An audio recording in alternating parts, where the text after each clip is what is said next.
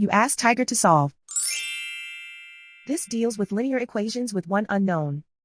The final result is x equals 1. Let's solve it step by step. Simplify the expression. Group like terms. Simplify the arithmetic. Group all constants on the right side of the equation. Subtract 1 from both sides. Simplify the arithmetic.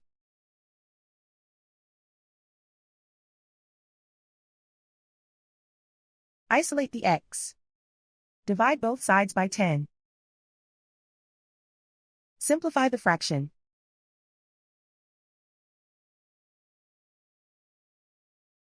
And so the final result is x equals 1.